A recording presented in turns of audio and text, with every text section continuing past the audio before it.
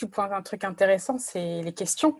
J'avoue. Ah, Les questions en interview, j'avais pas du tout pensé, mais il y a peut-être une espèce de trame ouais. à avoir. Bah, je vais te dire déjà les choses que les gens n'aiment pas qu'on leur pose comme question. Comme ça, voilà. Ok, ok, ça marche. Parce que je les ai faites également, au tout début. Ok. Première question qu'il faut vraiment éviter de poser parce que déjà tu ne seras pas original et parce que les gens en général, bon, plus les célébrités, mais bon, en général n'aiment pas recevoir ça. C'est la question qui est: salut, est-ce que tu peux te présenter? On n'aime pas cette question-là. Mais moi, quand on me pose cette question, je suis genre, je m'appelle Ntoyi et la vision. Voilà, j'aime pas parce que tu sais pas forcément quoi dire et en général, les réponses des invités, elles vont pas être des plus originales. Bah salut, je suis pompier. Bon, je caricature un peu, tu vois, mais c'est pas, c'est pas, t'as pas trop envie de, les gens n'aiment pas trop parler d'eux de la sorte, tu vois. Il y a des gens qui vont te dire, bah écoute, je suis quelqu'un qui travaille beaucoup, je suis un chrétien, un père de famille, etc. Tu vois, donc il y a des gens qui arrivent, tu vois, à détourner cette question et à la rendre intéressante. Mais la majorité des gens, c'est vraiment bateau, quoi, tu vois. C'est toujours mieux d'introduire la personne. Ouais. Donc ça, première chose. Donc là, c'est pour ça que je recommande de prendre des personnes que tu connais ou pour lesquelles tu peux avoir des éléments d'information en tapant sur Google, en tapant sur LinkedIn, en voyant sur les réseaux sociaux. Parce que ça facilite énormément le travail. Pareil, tu peux aussi appeler la personne avant l'interview, si c'est pas quelqu'un de connu et qui n'a absolument aucune trace de son existence qui a aucune trace de son existence sur Internet, et se lui poser quelques questions pour savoir un peu et avoir de la matière sur laquelle travailler. Ouais. Et voilà, il te faut de la matière. Surtout pas, présente-toi, s'il te plaît. Ouais, ok, voilà. Je comprends. Première question, c'est la plus attendue et c'est la plus chiante. Moi, quand on me la pose, je suis genre...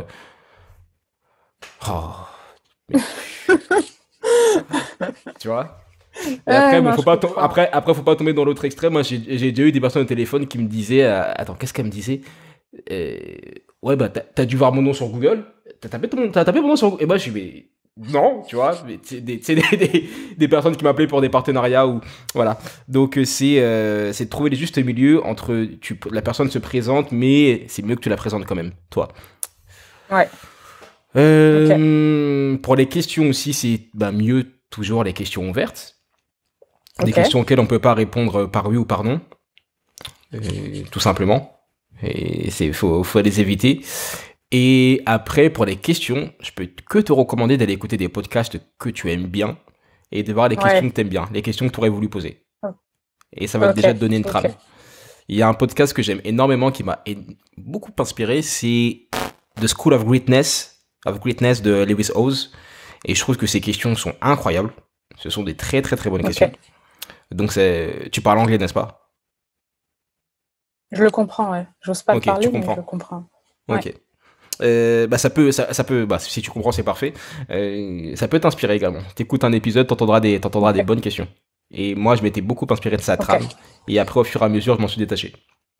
Lewis Howes, The School of Greatness. Pour moi, c'est le meilleur dans le game, en vérité. Et t'as un autre gars aussi que tu dois connaître qui s'appelle Tim Ferriss, La semaine de 4 heures.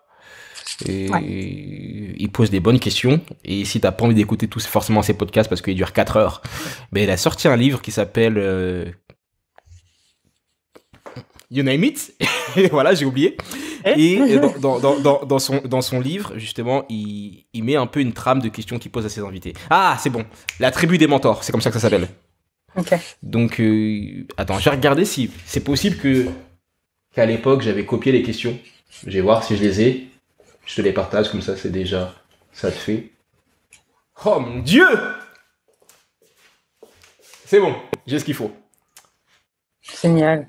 8 décembre 2018. Je sais même pas comment. Bon. Alors, voilà, j'ai des questions. T'es prête? Ouais. Mes questions brûlent point. Si vous étiez assis à côté d'un prix Nobel ou d'un milliardaire, quelles questions leur poseriez-vous? S'il n'avait que 2 ou 5 minutes à vous consacrer, comment en profiteriez-vous au mieux?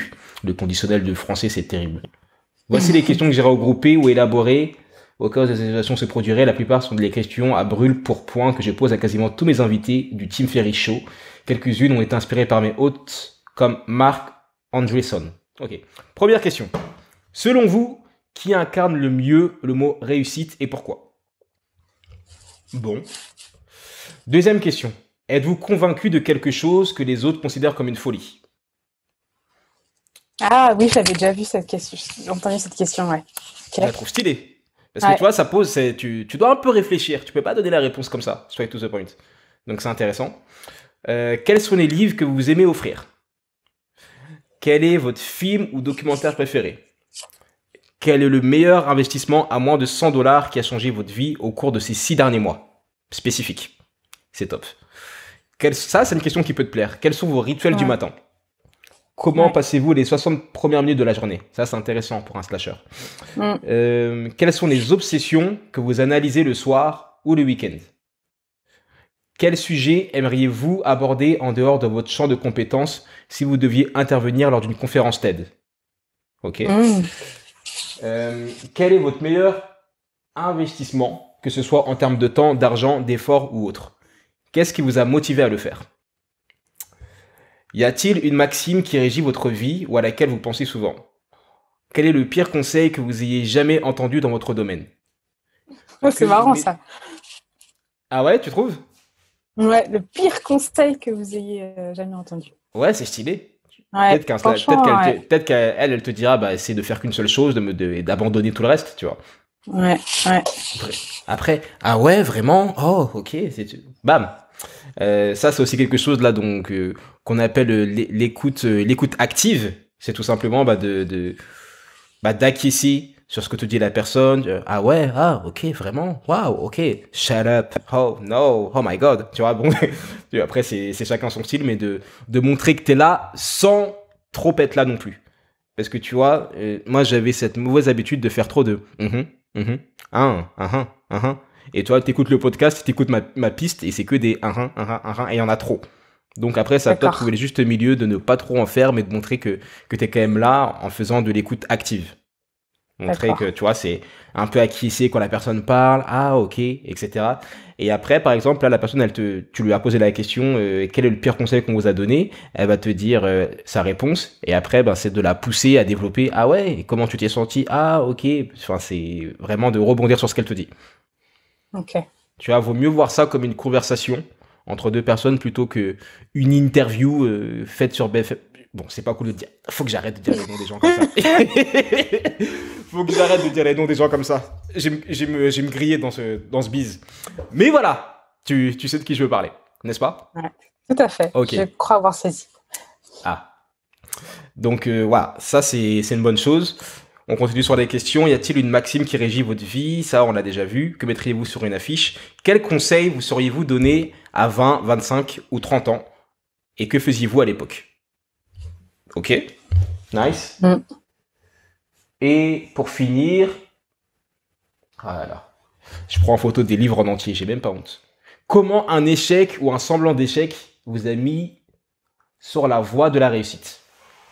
Quel est votre échec préféré? Est-ce qu'il vous arrive régulièrement quelque chose d'étrange ou de dérangeant?